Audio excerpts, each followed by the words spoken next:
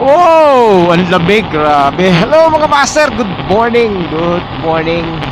Tama ba? Naka-record ba tayo? Teka lang ha. Ayan. Good morning po. Ayan. So, recording tayo.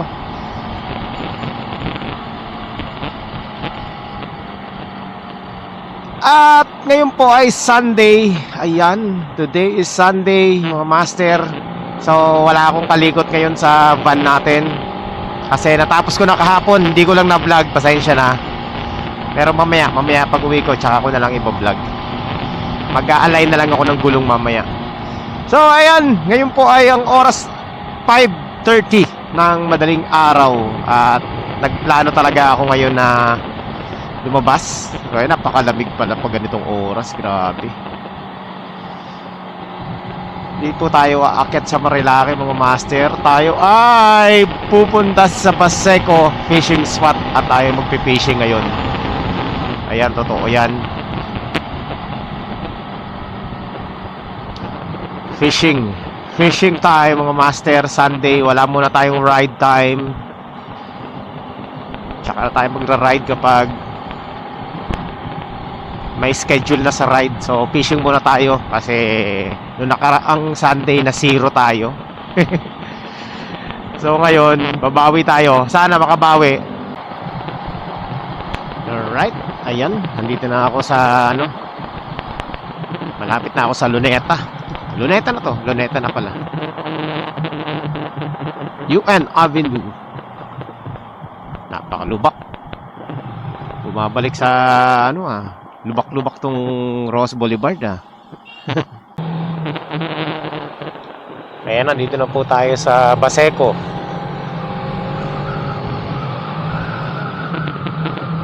At doon pa rin tayo magpaparada sa pinaradahan natin. Doon sa may basketball court. Pwede ko naman tong ipasok yung motor na to doon sa mismong dagat. Kaso lang mahirapan tayo mamaya pag pabalik. Ayan, mga master.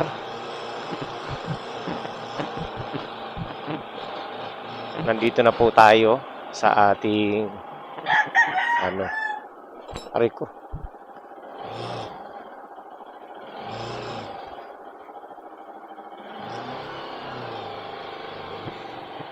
Pagsikip, mali naman ang dinaanan ko. Sa kabila may daanan na matino Kuyo, dito tayo dumaan. Okay lang. Ayan na, ito na.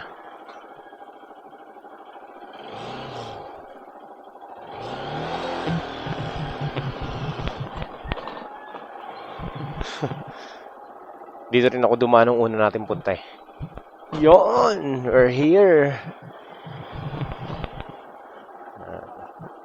Doon tayo sa pinagparadahan natin nung una.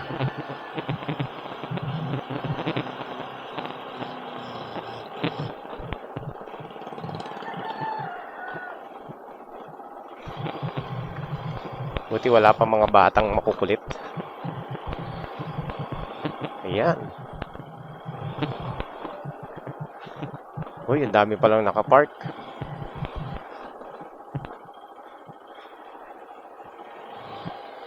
Pwede dun pero dun na lang tayo.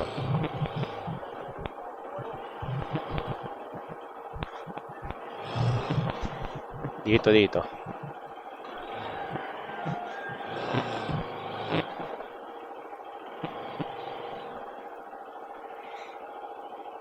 Hindi naman tayo magtatagal Alright, so we're here, mga master. Ang baba ng tubig. Parang nung ganun din nung nakaraan yung pumunta tayo. Pero medyo tingin ko pataas na yung tubig. Tingin ko lang Checkin nga natin sa tide forecast. Okay, so paano tayo? Kain muna tayo.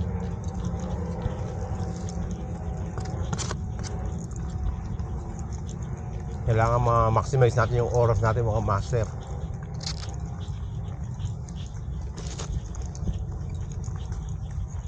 Grabe ang mura ng chicken pastel nila dun 15 pesos lang. Akala ko mga nasa 50 to eh. Ang mura magtinda dito. Taas ng competition eh.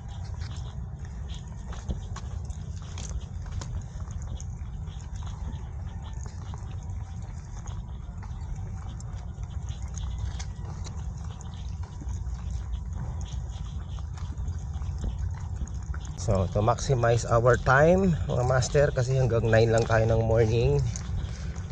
So habang naglalakad papunta dun sa main spot ay syempre nagsiset up na ako ng ating gamit. So ganun pa rin. Set up reveal ba tayo? Huwag na, hindi naman pang ano lang yun eh, pang malulupit lang yun eh. Tayo, hindi naman tayo ano eh, naglilibang lang naman tayo eh. But anyway, sige. Para lang din sa mga beginner na kagaya natin. Ito overkill nga itong setup ko eh. O yan, teka, tigil nga muna tayo. Hindi ko may shoot yung ano.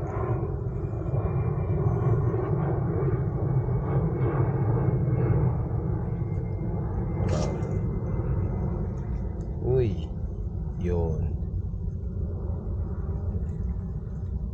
Ito mga master, ito pang siguruhan lang itong setup ko na to. Setup natin ultralight setup tayo, na parang naging light setup na nga to eh, kasi naputulan to eh. Pero sige, ultralight pa rin yun. Yung tip kasi nito pang ultralight eh, pero naputulan kasi nito ng isang dangkal. Tapos bait cast siyempre, van push. Tagal na natin yung ano natin, bait cast na yan. Well maintained lang yan mga master. Parang sa motor lang yan, dinalangisan ko. Ba yan? Ayaw.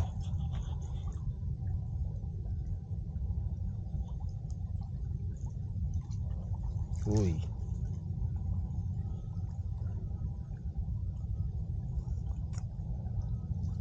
Yan.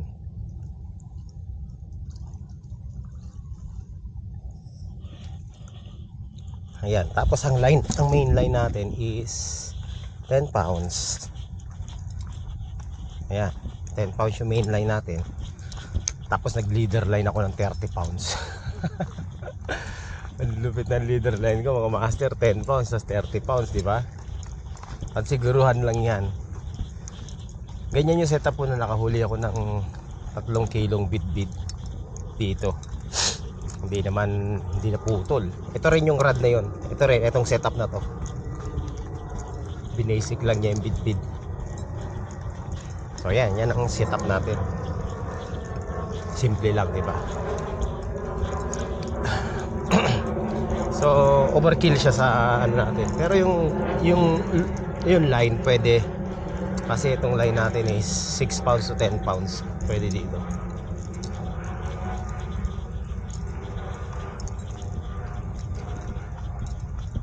Okay. Hopefully makasingit tayo ngayon.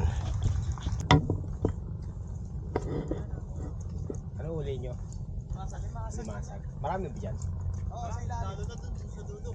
Oo? Nga kami mamaya eh. Dire-diretso kami hanggang dun. Mga malalaki na? Oo, yung iba. Pakita mo.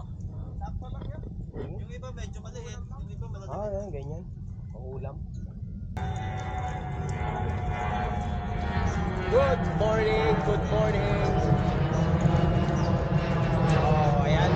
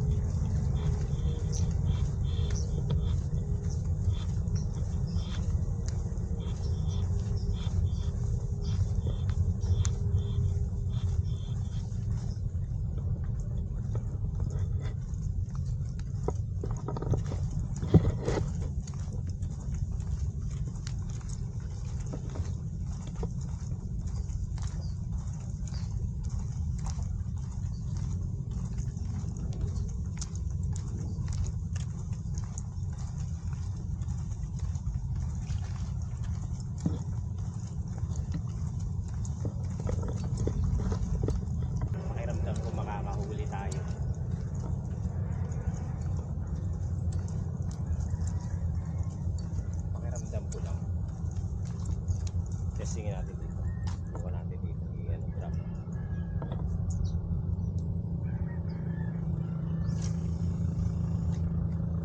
Okay. Pag-troll muna tayo hanggang sa dulo.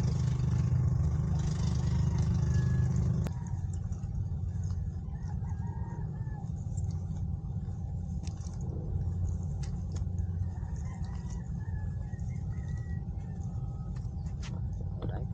Wala. Retrieve.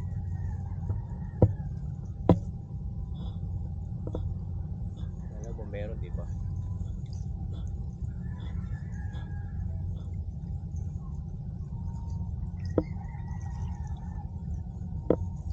Wala. Okay, at least sinubukan natin. Okay, we're here.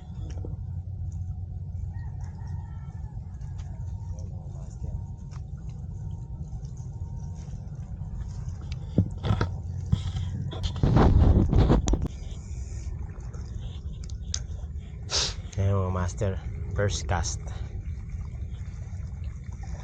Target, lapu-lapu.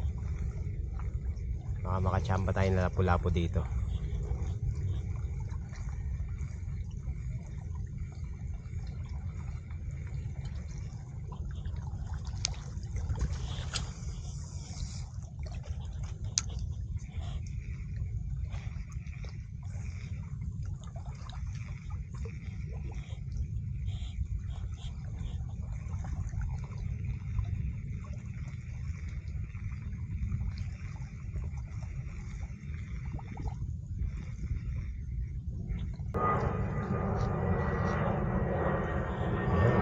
Cast lang ng cast hanggang sa makachamba.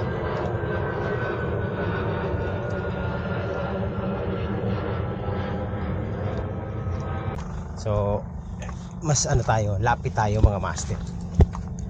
Lapit tayo dito mismo sa tubig.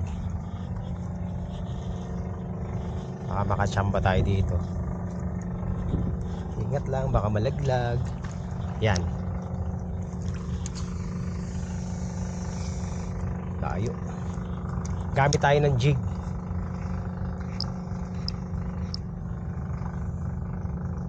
Tamang ano lang, tamang retrieve lang gagawin natin.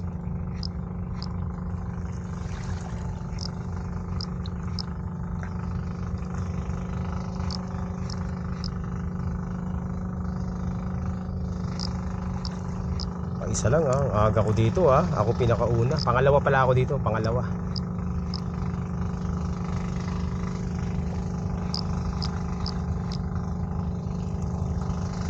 Slow retrieve lang.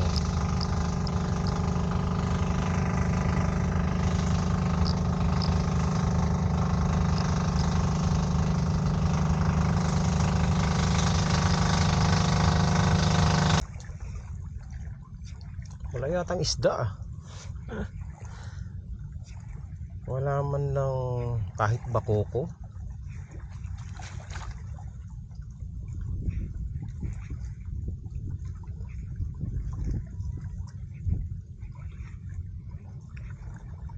Wala man lang nagpaparamdam sa akin mga master. Wala lumot.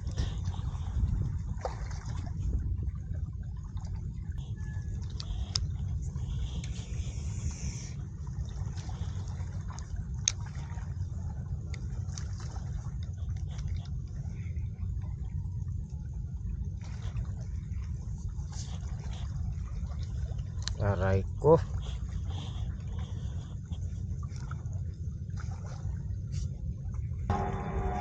Huwag naman.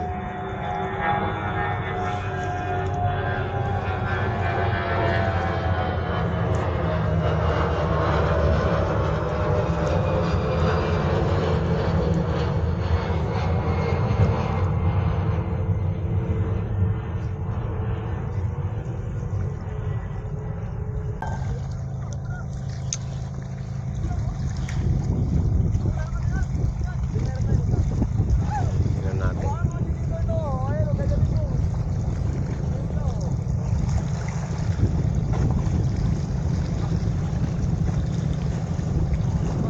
Wala talaga mga master.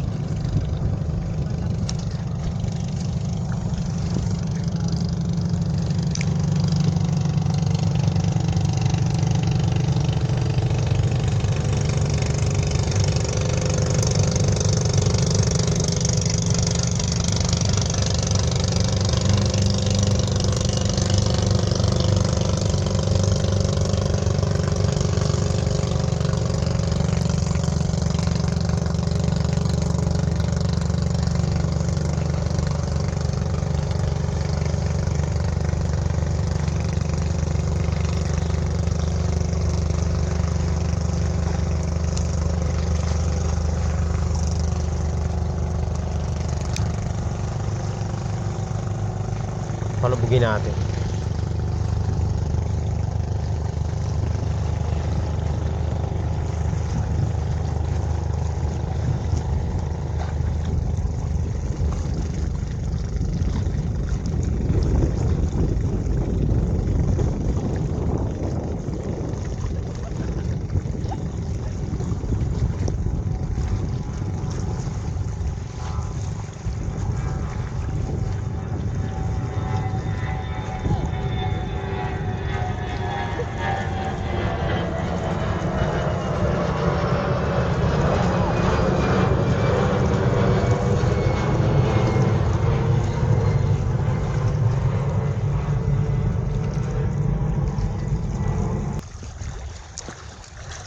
Dito isda.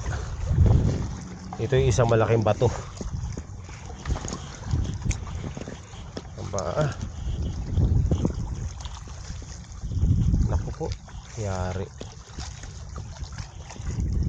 Sabit.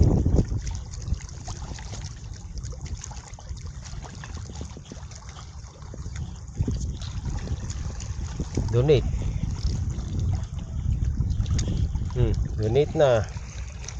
Aray ko, wala nang huli na donate pa. Ang talas ng ano.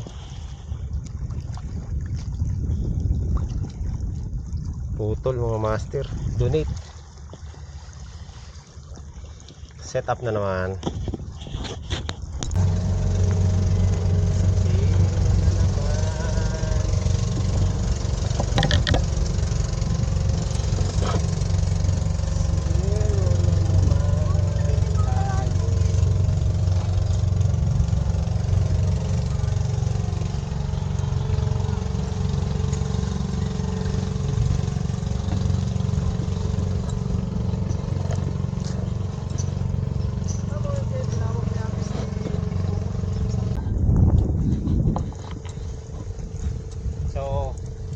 Ganun pala yung mga master. Ako hindi ko alam eh. Kapag masyado malamig, walang isda dito sa gilid. Nasa laot ang isda. Kasi yung veterans dito na naglalapo-lapo, kagabi pa raw siya, wala siyang mahuli. Eh tayo, malamang, wala rin. Kung siya nga, kagabi pa walang huli. Tayo pa kaya. Diba?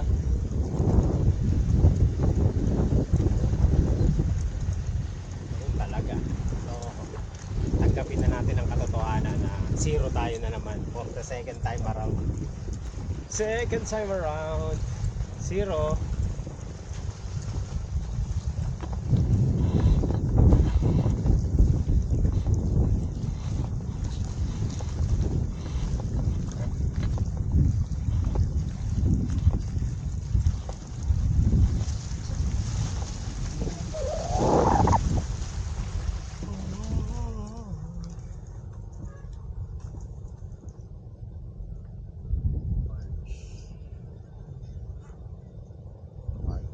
Pahigulok lang, hindi ko nakalibugin.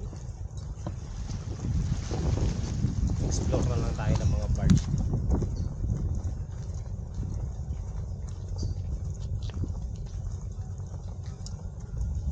May aasa pa, may mamimingwit pa.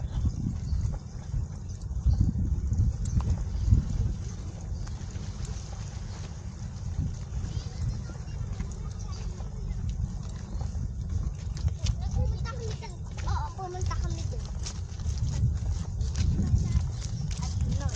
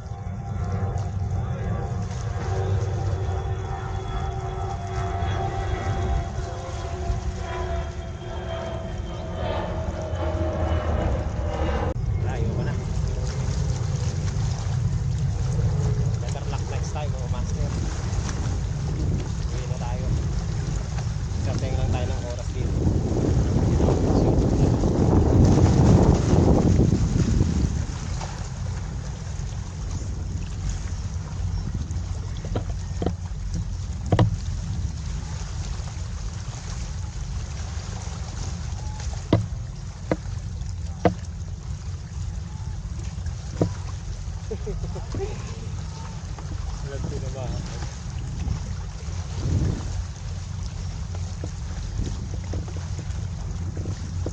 Uwi na. Wala.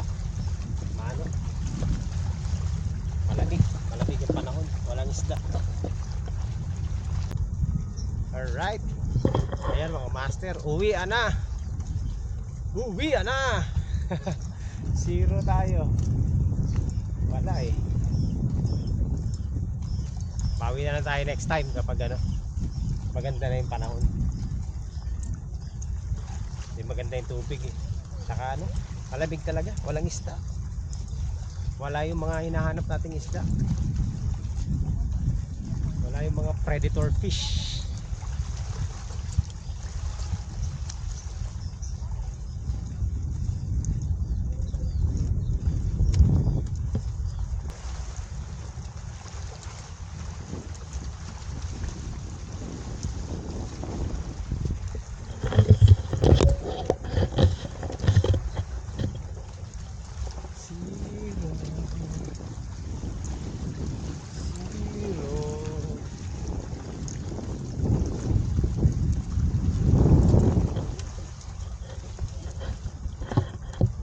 Kami naliligo.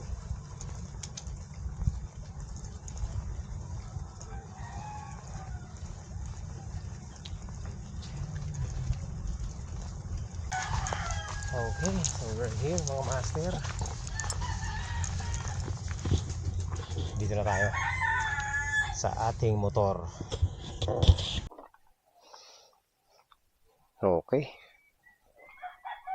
So yun mga master, let's go home.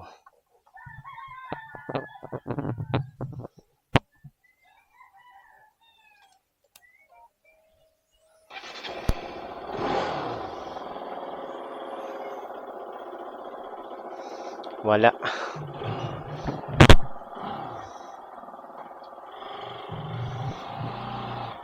Ayan. So tapos na ang ating fishing session at kahit isa wala. Wala man lang bite. Kahit katiting. As in wala talaga. So syempre nagtanong-tanong ako dun sa may lagi nandoon. Kagabi pa raw sila walang huli. Kaya yun, alam ko na kahihinatnan ko mga master. Tingin ko sa susunod, ibang species naman hulihin natin. Huwag muna tayong magdagat. No? Parang mas maganda magtilapia naman.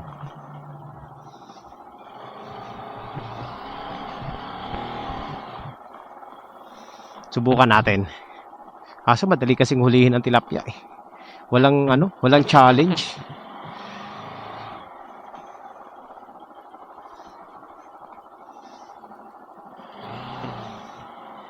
Ayan, bawi na lang tayo next time.